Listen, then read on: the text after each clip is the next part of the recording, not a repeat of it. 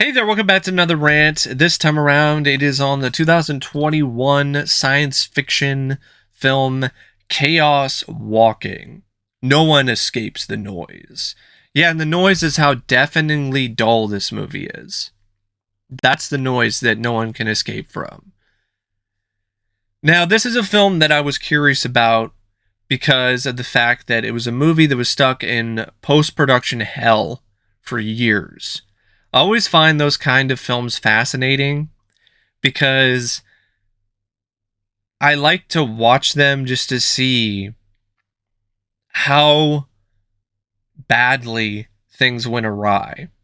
And this is a film that I think is worth at least one watch just to see how unfinished this film still was despite it getting an actual release. I mean, this really did feel like a movie that was cobbled together last minute out of spare parts.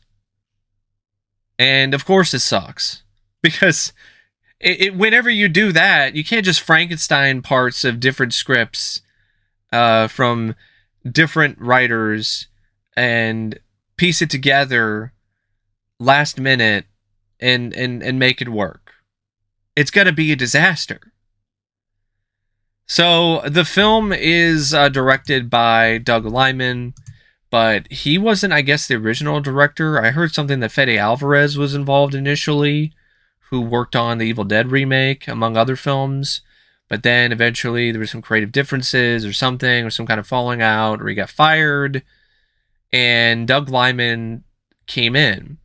And Doug Liman is very capable of creating an epic sci-fi film. He directed Edge of Tomorrow, which is one of my favorite science fiction films of the 2010s.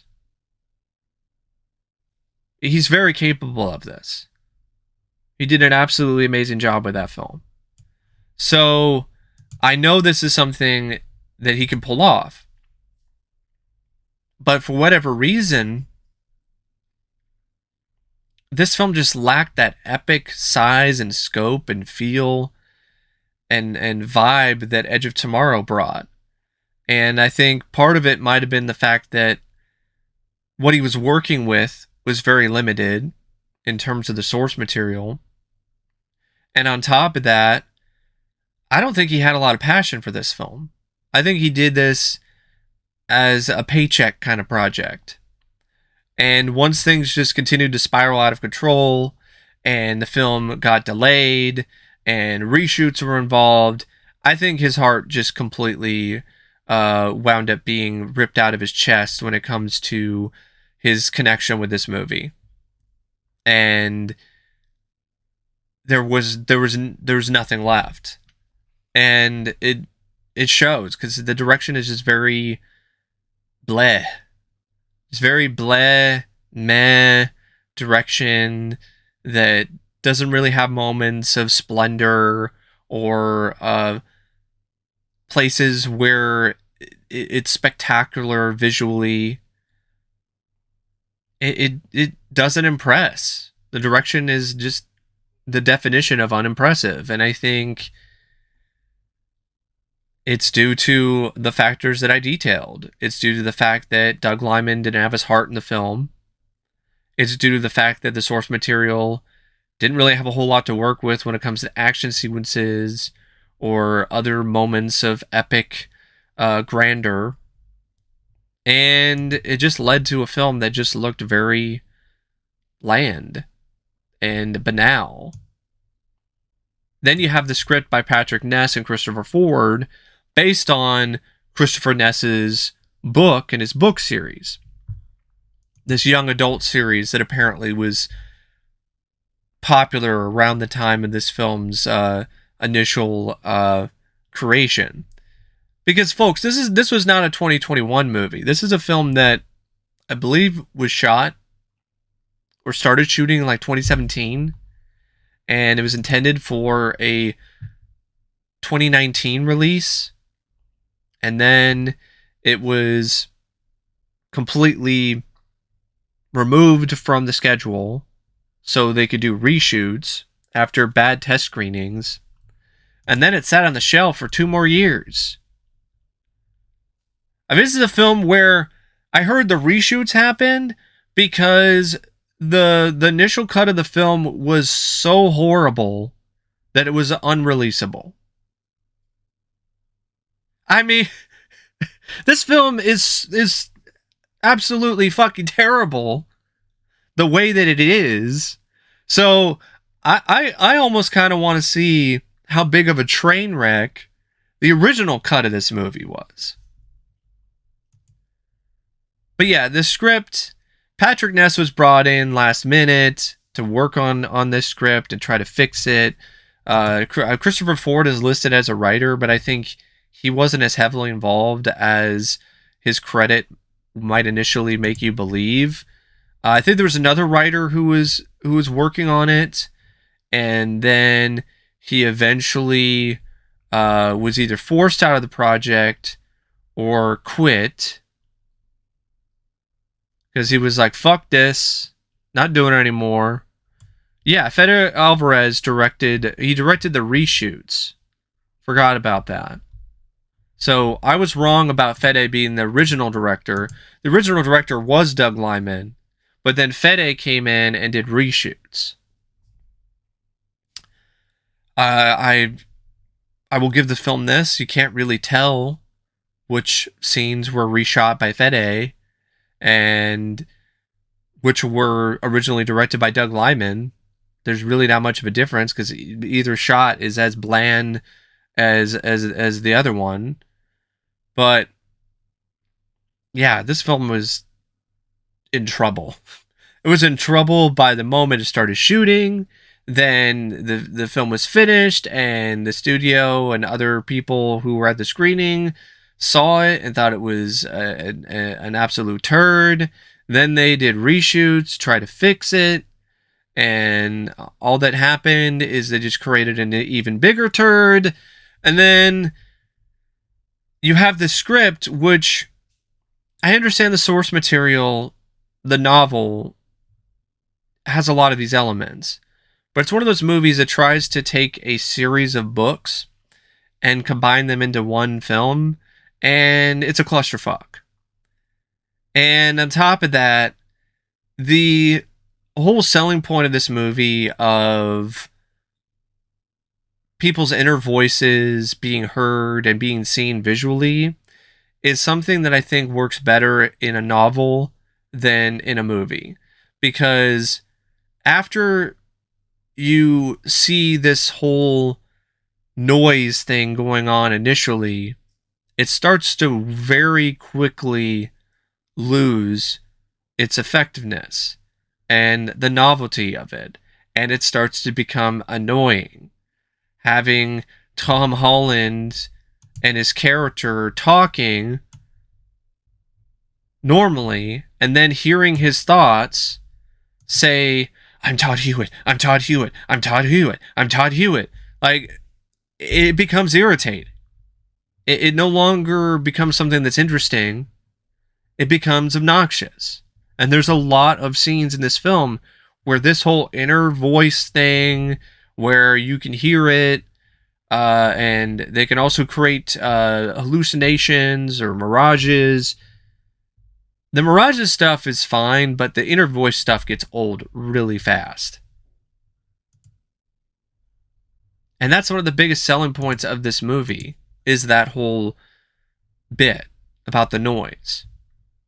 And that gets to the point where you start to hate it. And the characters are very weak, very ineffective. You don't really feel a lot of sympathy for Todd or Viola. You don't really buy their love story. Partly because there is no real love story, because Todd is essentially friend-zoned for the entire movie. Todd is a simp. Tom Holland plays the biggest simp in the universe, Todd Hewitt in this, who's a super simp for Viola, and is pathetic. I mean, he doesn't even get a kiss at the end of the movie, despite the fact that he essentially saved her ass by fixing the satellite, making it so that she could communicate with her spacecraft But no, can't even get a little kiss on the cheek. Can't even get anything like that. He just gets fucking friend zoned in oblivion. And he's doing all this stuff. He's risking his life. He's doing all these things for this woman he doesn't fucking know. Just because he thinks she's pretty and he believes that there's a chance that he might be able to be with her. Yeah, he's a fucking simp. And Daisy Ridley's character, Viola, the way that she's written, she's completely unlikable because she's another one of those strong female characters in today's media where they are written in a way that makes them unrelatable and unlikable because of just how flawless they are. She's good at everything. She's always one step ahead of the people that are trying to hunt her down. She takes out this one guy off screen and kicks his ass and ties him up like he's nothing. Even though it's not been established at all that she knows any sort of fighting skills whatsoever prior to that scene.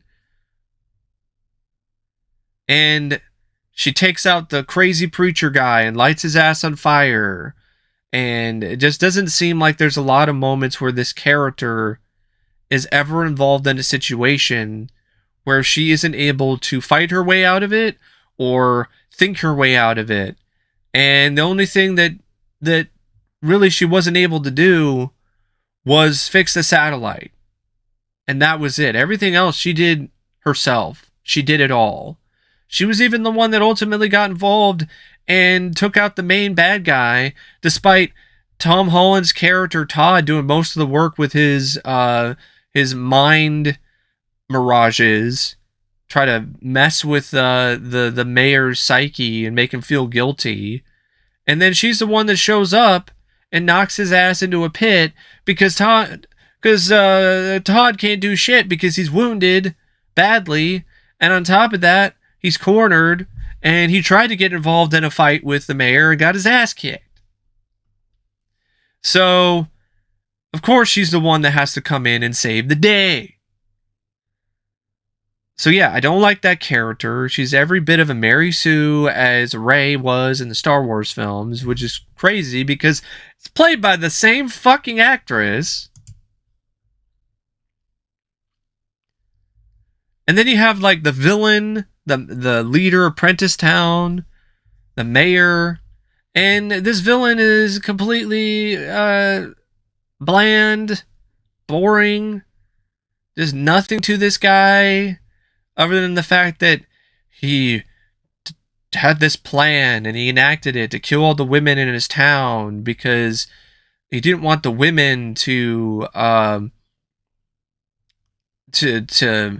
get in his way. Because the women, for some reason, they don't have the ability to project the noise. So, because of that, he felt like he couldn't control the women, I guess. So then he decided they needed to die. It's just a very weak motivation for the villain to do all this. And speaking of weak motivations, like, why is the mayor and all of these guys trying to get the girl anyway? Like, why? I think it was one of those things where they were trying to hunt her down because she represents some way to take away his chain of power. Because if she contacts the spaceship and the people from the spaceship, the other colonists come down, they'll take everything. But that's never really something that was actually a plan of hers. And it was all just a bunch of bullshit for the mayor. So really, a lot of the motivation is just bullshit. It's the mayor lying. It's the mayor's lies. That's the motivation for Todd Hewitt and Viola to be on the run, because he doesn't want people to know the truth or whatever, because of the fact that if they see the girl, then they might have guilt or something to what they did, which I don't understand that either. And also at the same time, like, why wasn't there a revolution long before any of this shit? Is his ability to control his noise so strong that he's able to control everyone else's noises? I just don't. And their brains. So it's a mind control thing. I think it's kind of insinuated that's the case, but even that's very vague. This is a script that sucks because there's so many things that are brought up and they don't make any sense, or when they are thrown in there, they're not good. You have a film that's almost 2 hours and not a lot happens. Like, you have like the first 40 minutes or so, there's like one scene with a bike and like a big jump on a hill, maybe a couple dinky shootouts, and then a really bad, emotionless, passionless attempt at a romance between Todd and Viola that goes nowhere because Todd just gets friend zoned immediately. Then you have this whole stuff with the mayor and Todd figuring out the truth that he killed his mom and so on, because he couldn't bear to have these women not be impressed or as enthusiastic about his noises as everyone else or whatever.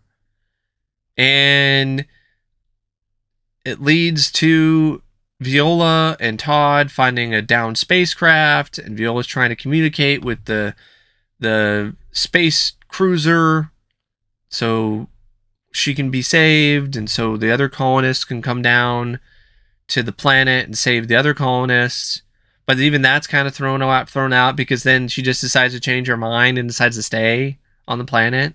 And speaking of the planet stuff, like, why do the men have the noise to begin with? None of that is ever explained. If it is, I forgot because I was so bored.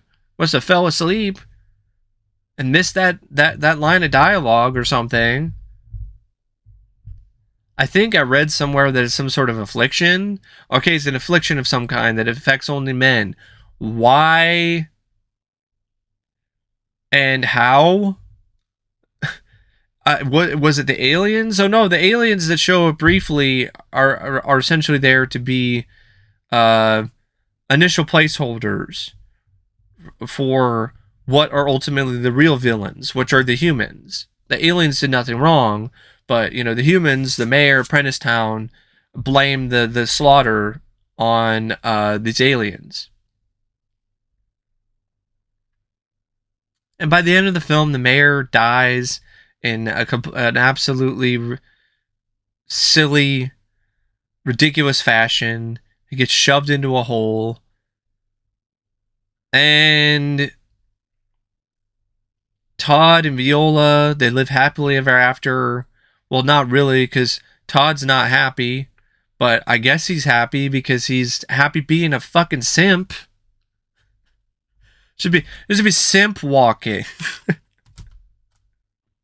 There's not a lot of... Well, there is chaos in terms of just how chaotically confusing a lot of the motivations are of these characters and the plot is overall. I mean, the preacher guy is just a villain because he's crazy. He's driven mad because of the fact that he's let his voices run rampant. That's the only explanation I could think of. And at the same time, that's the only explanation for random violence that he commits. Like, he drowns Todd's dog for no reason other than he's crazy and he's evil. Yeah, I don't like the character, and I want to see this character taken out, but I felt that way even before he killed the dog. That was just unnecessary and cruel. Just like releasing this film to the public was unnecessary and cruel. Why was this even released to begin with? Oh, we want to make up for lost money because you spent $150 million on this film. And that didn't pan out. The film was a bomb. It only made $27 million on like $100 to $125 to $150 million budget. Should have just shelved it indefinitely. Should have just put this film in a box and then wrote it off as a tax write-off and destroyed all the copies. No one would really miss it, because what we have here is one of the most stunningly boring and forgettable science fiction films in recent memory.